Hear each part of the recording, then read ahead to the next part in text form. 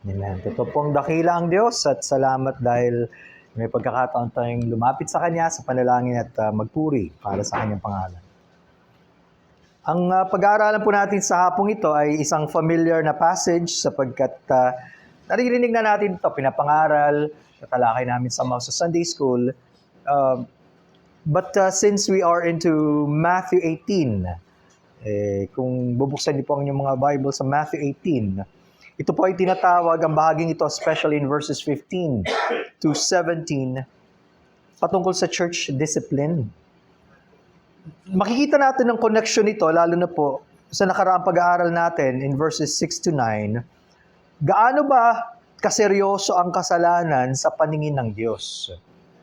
So basically, makikita natin from verses 15 to 17, how to deal with a sinning brother or sister. Ano bang tamang paraan sa pag-deal sa isang kapatid na nagkakasala? First, on a personal level. Secondly, in a small group. And thirdly, on the church level. And then, another part in verses 18 to 19 is the principle of binding and loosing. Kaya pinamagatan po natin ang pag-aaral natin, dealing with issues as God wants. Ang pagresolba ng mga problema ayon sa nais ng Diyos. So let's offer this time to the Lord. Maraming salamat aming Panginoong Diyos that we could truly come before your throne of grace knowing na kayo po ang dumirinig sa panalangin ng inyong mga anak. Salamat for that blessed time to come before you together with your people. Salamat din po sa panahon ng pag-aawitan at sa panahon ng binibigyan nyo kaming opportunity na makapag-aral ng inyong mga salita. Gabayan at pagpalaan niyo po kami sa hapong ito, sa pinakamakapangyarihang pangalan ng aming Panginoong Jesucristo. Amen. Simulan po natin as we go to the first part in verses 15 to 17. How to deal with a sinning brother or sister on a personal level. Kung makikita niyo po ang verse number 15. Moreover, if your brother sins against you. Marahil may connection nga daw ito dun sa unang mga tinalakay sa chapter 18. Kung natatandaan nyo, in verse number 1, nagtatalo-talo yung mga disciples, sino ang pinakadakila. And then later, pinakita ng Panginoon na darating ang mga offenses in verse number 7. So, hindi na tayo dapat magulat kapag minsan nagkakasakitan kahit mga Kristiyano. Di ba? Minsan sa ating gawe o sa pananalita, talagang may nangyayaring hurts or pains in the Christian life. Kahit na matagal na o bago pa lang nangyayari ito because, again, we are human beings. Di ba? Pero how do we deal with such a situation kapag mayroong kapatid na nagkasala laban sa atin? Notice that term, sin. Hindi lamang siya isang bagay na casual, bagamat kapag tinignan natin on a larger perspective, it can be anything. Maliit man yan o malaking bagay. Pero hindi lang ito yung simpleng bagay. Kasi kung simpleng bagay lang yan, pwede mo nang palagpasin. Siguro we could apply 1 Peter 4:8 ayon sa ESV. Above all, keep loving one another earnestly, since love covers a multitude of sins. Yung pag-ibig ng Panginoon na nasa atin, ang magbibigay sa atin ng magandang pagtingin sa isa't isa. Kung may mga maliliit na mga nagawang pagkakamali, matatabunan yun. At yun ang dapat na principle natin. Kapag pwede nang palagpasin, wag na natin gawing malaking issue or a big deal.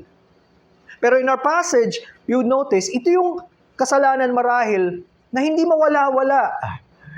Para bang kahit anong gawin mo, naiisip mo, napakabigat, para bang umuulit-ulit siya, hindi madaling ganun alisin kahit tiningin mo sa Panginoon. So, ang sabi ng Panginoon, kapag ganun ang situation, moreover, if your brother sins against you, go and tell him his fault between you and him alone. Napakalinaw ng pahayag ng Panginoon. Kailangan natin gumawa ng effort para makipag-usap ng isa sa isa. One-on-one talk. Question, are we willing to follow the words of the Lord Jesus Christ? Marahil, ito yung isang bagay na mas mahirap gawin para sa marami. Diba? Lalo na kung hindi May mga ilang dahilan. Marahil ayaw mong maka-offend. Iniisip mo, pag sinabi ko sa kanya, baka ma-offend siya. Or marahil, hindi talaga tayo sanay na makipag-usap kapag may nagawang mali. Or pwede na feeling mo, baka hindi niya ako pakinggan. May mga ganong sitwasyon. Naiisip natin yung mga ganong bagay. Pero ang sabi doon, mas magiging malaking problema kapag ka parang bulkang sasabog yan, at lalo na, hindi mo doon sa tao sinabi, sa iba mo pa sinabi. Yun ang mas malaking problema. Kaya sa biyaya ng Panginoon, hilingin natin na magawa natin yung sinasabi niya para maayos at the most immediate time or the soonest possible time. Of course, bawat isa sa atin gusto natin as much as possible maayos agad kung may mga gusot, kung may mga hindi pagkakaunawaan. At kapag nangyari daw yun, sinunod natin ng Panginoon, sabi niya, if He hears you, you have gained your brother. Kung dun pa lang, naging maayos na ang usapan, hindi na siya lalaki. Two elements makikita natin. Yung sinasabihan should have an open mind and be willing to receive. Huwag niya agad i-judge dahil gusto siyang kausapin na negative agad yun. Okay, handaan niyang tanggapin at makinig muna siya, huwag sarado ang isip. But at the same time, it goes to say, yung magsasabi naman na ipanalangin niya na yan ng matagal, di ba? Talagang hiningi niya sa Panginoon at gusto niyang sabihin sa tamang paraan, inihahanda ng Panginoon. So, hindi ganun kadali kung tutuusin. Minsan, hindi bigla-bigla. Talagang you need to take time to pray. Again, in humility and in much prayer, bago natin kausapin. Nagiging mahirap siya kapag ang feeling natin, it is a personal attack. Di ba? Parang ba't mo ko sinabihan ng ganyan? Hindi naman eh. May issue lang kasi talaga. It's not, kung kanino man nangyari yan, siguro, ganun pa rin ang dapat na maging treatment natin. It's not because of personality. It is because meron lang talagang nangyari na kailangan pag-usapan. At yun ang masarap. Kapag nagka-usap, nagkaunawaan, and by the grace of God na ayos, dapat tapos na yung issue. That's the first stage. Okay? Now, magandang sabi ni Spurgeon regarding this very important first stage. Anong sabi niya? We must not let trespass rankle in our bosom. Talagang kinakain ka na. Masyado nang mabigat, pinapabaya mo. By maintaining a sullen silence, nor may we go and publish the matter abroad. We must seek out the offender and tell him his fault, as if he were not aware of it, as perhaps he may not be. I agree. Minsan akala natin, alam niya na yan eh. Paano kung di niya alam? May nasabi pala ako na naka-offend sa'yo, please tell me. Diba? Kung maayos ang ating puso, we will be able to receive that. Maaaring ganun eh. Minsan, ine-expect natin alam ng tao, baka hindi nga niya alam. That's what Spurgeon is saying. At totoo yun. Concerning the phrase, you have gained your brother, ang sabi naman ni David Guzik, sa dalawang paraan, pwede mong mag-gain ulit ang iyong brother or sister. Una, sabi niya, the problem has been cleared up. Perhaps you realize that he was right in some ways, and he realized you were right in some ways, but the problem is resolved. Yun ang mahalaga. Kung may tama ka, may tama siya, naayos. That's the first thing, you've gained your brother. Secondly, you have gained him because you have not wronged your brother by going to others with gossip and half the side of a dispute. At dito tagkukulang ang marami sa atin. Bakit? Hirap tayong sabihin doon sa person, pero hindi tayo hirap sabihin sa iba. Meaning, we're not taking the words of our Lord seriously. Sumasabay tayo sa agos ng mundo na madaling magmarites o magchismis, and we do not even think of the consequences. So remember, kaya ito nire-remind ng Panginoon, nangyayari. Kung nangyari sa panahon niya, nangyayari pa rin sa atin, pero hindi gusto ng Panginoon yung gano'n. Better to deal with it with the person involved. At ang dagdag pa niya, sabi niya dito, importantly, Jesus did not say that your brother must agree with you or immediately repent before you. At first, it is enough if he hears you. Yun lang magkaroon kayo ng pag-uusap na maayos. Marinig niya yung side mo, marinig mo yung side niya. Maybe that's good enough. Minsan hindi agad-agad na marirealize niya. But again, maayos ang pag-uusap. Salamat. Di ba? Na ipapanalangin niya. Now, sana, again, if most cases are like this, maayos na yan. But again, alam natin ang reality, hindi ganun palagi. Minsan may pagkakataon, you have to go to the next stage because hindi makikinig yung tao. Kahit na pinanalangin mo na, maayos ang pagsasabi mo, mapagpakumbaba mong sinabi, ganun pa rin, ayaw niyang makinig. Okay? Now, ano yung next step? Parang pag may sakit yan, di ba? Sasabihin nila, if symptoms persist. Pagka nagtatagal, pag umuulit, what do you do? We go to the next part on a small group setting in verse number 16.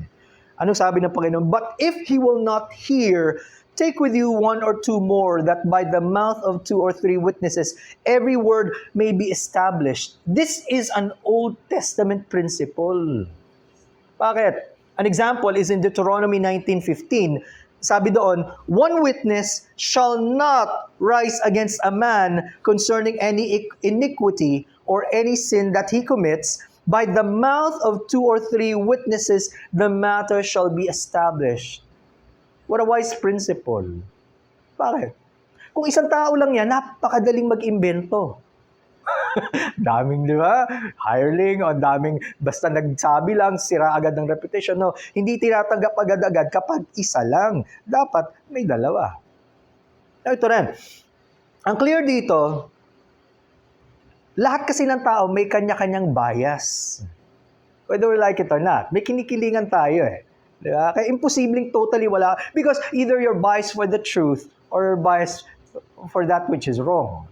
Ganun lang naman yun. Kaya pag yung mga tao nagko-comment minsan at babasahin ko, napaka-bias naman yan. Sino ba walang bias? Ang tanong lang, ang bias mo ba dun sa katotohanan? Yun ba gusto mo? Diba? Or open-minded ka to balance both? Yun yun.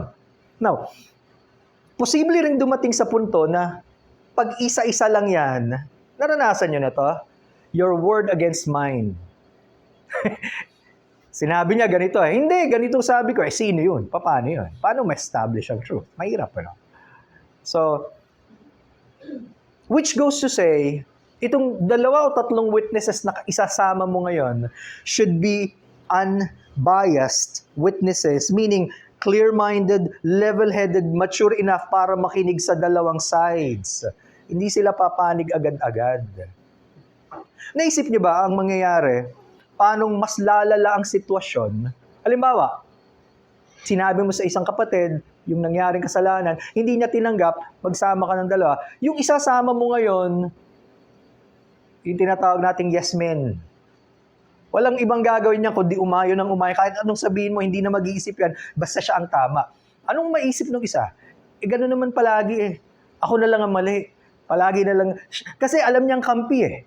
Pero kapag ang reputation ng mga ito, marunong magbalanse ng katotohanan, wala akong pinapanigan, gusto ko lang tingnan natin ang anong matter, mas madaling ma-establish. Diba? Mas naaayos yung issue. Kung walang katotohanan yung ganung paratang na bias sila, walang problema. It can continue on. Now, again, this is a very, very crucial step. Kasi, tingnan nyo, merong original na kasalanan na pinagmulan, bakit sila nagkaalit. Pero ngayon, dumadating sa point, hindi na lang yung unang kasalanan nagnadagdagan because of the wrong attitude ng tao. Hindi na yung unang pinag-uusapan, ito na ngayon. Ayaw niya kasi ngang tanggapin. Kaya susunod would be the important step, which is the third one on the church level in verse number 17. Ayaw pa rin niyang makinig. Kung nakinig sa 2 witnesses, okay na. Ayaw pa rin. 17, and if he refuses to hear them, tell it to the church. Kailangang i-elevate sa church level sapagkat ayaw nga niyang sundin yung unang 2 proseso, personal, one-on-one, and then small group, and then kailangan sa church. And we hope, even through this, the person will listen now. Bakit? Andun yung pagmamalasakit ng mga brethren. Pinapakita yung pananalangin at pagmamahal. Di ba? Etong sabi, but if he refuses even to hear the church. Nung tinitingnan ko tong term na to, sa King James natin, walang salitang even. Pero nung kinumpare ko siya sa iba't ibang translation, halos lahat ng translation mayroong salitang even. Sa ESV, NASV, NIV, the Amplified Bible, ang pagkakasabi, and if he refuses to listen even to the church. And I think that's the right rendition. Bakit? Ito na yun, yung pinakamataas na level natin na ibinigay ng Panginoon sa kanyang bayan, yung iglesia. Di ba? Mahal ng Panginoon ang kanyang iglesia, ibinigay niya ang kanyang buhay para sa kanya, ito na yun. At kung pati yun, hindi niya papakinggan, ano pa ang kanyang papakinggan? Makikita nyo, ganun kahalaga sa Panginoon, yung kanyang tinubos na iglesia. Ano mangyari? Sabi niya, pag hindi pa rin siya nakinig, let him be to you like a heathen and a tax collector. Publican. Ito yung parang, on a human level, hindi naman kasi natin nakikita ang puso. Pero sa basehan ng tao, parang ito na yung ultimate na magagawa niya sa tao eh. Talikuran, pati iglesia ng Panginoon. Mahalaga sa Panginoon yan. Ang daw gagawin, you treat him like an unbeliever. Of course, alam natin, kapag ikaw, as an unbeliever, wala kang privileges of the member of a church. Hindi ka pwedeng mag-participate, hindi ka pwedeng mag-partake ng ating ordinances, di ba? Like Lord's Supper. Wala kang vote. Pero more importantly, kapag tinignan natin siya as an unbeliever, paano ba natin tinitingnan ng mga hindi mananampalataya? Di ba dapat may pagmamahal? Kailangan nila ang Panginoon. You pray for the person, and then kung may pagkakataon, you witness to the person. Yun eh, mahalaga yun eh. Hindi lang basta, of course, may makikita kang pagkakaiba, pero more than that, you begin to pray for that person. Kailangan niya ang Panginoon. At yun ang kailangan niya maramdaman, yung pag-ibig ng Diyos na dumadaloy sa atin. Bakit? Maaaring gamitin ng Panginoon to bring that person, magising siya sa katotohanan. Oo nga pala, mabigat pala yung ginawa ko. And then he would repent. Ang interesting comment ni Franz dito, sabi niya, there is of course no indication in this verse of how or by what agency this authority of the congregation is to be exercised. No church leaders or elders are mentioned. Bakit kaya hindi binabanggit yung mga church leaders? Because again, it's now composed of the church itself, the whole church. Buong iglesia na ang kasama. Hindi lang ilan, buong iglesia na. See? So, ito yung paraan para ipakita ng iglesia, ito ang gusto ng Diyos, manumbalik ka sa Kanya. Now, nang pinag-iisipan ko to, this should cause us to think. Isipin nyo sa paningin ng Panginoon na dapat sa atin, gaano kahalaga dapat at huwag nating babalewalain yung isang kasalanan. Nagsimula sa isang kasalanan eh. Okay na sana kung willing siya na magpakumbaba at sabihin, ay, nagawa ko ba yun? Pasensya mo na ako, huminga akong tawad sa nagawa ko. Wala na pag-usapan eh, no? Kaso, nagkaroon ng pride. At alam naman natin, sabi sa Bible, pride goeth before destruction. Diba? Yun ang problema ng tao kapag hindi marunong makinig, syempre una sa Espiritu ng Diyos at sa ginagamit ng Panginoon. Magpapatuloy sa landas ng paglayo. So that's also the Lord speaking to us. How do we deal with sin personally? Gusto ba natin immediately kapag tayo nagkasala, dalhin sa Panginoon, magpakumbaba sa Panginoon, humingi ng tawad sa Panginoon, or nagpapatuloy tayo hanggang di natin namamalayan, lumalaki na yung kasalanan? Huwag, mga kapatid. Sapagkat hindi tayo pwedeng magtagumpay na magkasala. Kung anak ka ng Diyos, hindi pwedeng hindi kanya papaluin. Again, di ba yung sasabihin, you cannot sin successfully. So, ngayon, on the matter of talking to someone, isipin nyo, no, kung hindi tayo sanay makipag-usap, pero alam nating something is really wrong, sinong magsasabi? Okay? Pangalawa, kung nahihiya tayo, isipin nyo, ang Panginoon namatay siya para sa atin, binigay niya ang kanyang buhay, nilinis niya tayo, ano pa ba dapat nating ikahiya? Basang-basa naman tayo ng Panginoon, kitang-kita niya na tayo. Wala na. Diba? When we learn to let go of ourselves, doon natin magagawa yung pinapagawa ng Panginoon. At kung sinabi ng Panginoon in verse 8 of Matthew 18, na kung nagkasalang yung mata o yung kamay, dapat tanggalin mo yan. At ganun kaseryoso, hindi ba dapat nagigrieve tayo para sa isang kapatid, pinapanalangin natin, at gusto natin, Panginoon, tulungan niyo po siya. At kung akong gagamitin niyo, tulungan niyo pong masabi ko sa kanya in a loving way, with grace. Kailangan natin mga kapatid, kailangan lumago tayo sa ganong aspeto dahil madalas iniiwasan natin yon. Pwede pala tayong gamitin ng Panginoon kapag yun ang kanyang dealing sa buhay natin. To be a blessing to someone. When you go to the second part in verses 18 to 19, we see the principle of binding and loosing. Ano yun? Sabi sa 18, "Assuredly, I say to you, whatever you bind on earth will be bound in heaven, and whatever you loose on earth will be loosed in heaven." Magkadugtong pa rin yan. In connection with church discipline, kapag ito ginawa ng tama ayon sa sinabi ng Panginoon, you go with the first step, one-on-one, and then prayerfully, kahit dahil ayaw niya, nagsama ka ng 2 o 3 makikinig pa rin ng tama, pero ayaw pa rin niya, you bring it to the church. Kapag tama ang pagkakagawa, ino-honor ng Diyos yung prosesong yun. Okay? At ang tingin ng Panginoon, that's the right thing to do. It is binding in the eyes of God.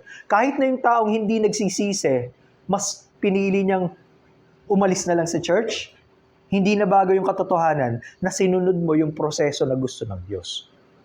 At yun ang sinasabi. So you should always think, Lord, ito ba yung nais ninyong paraan? Help us to be able to follow you.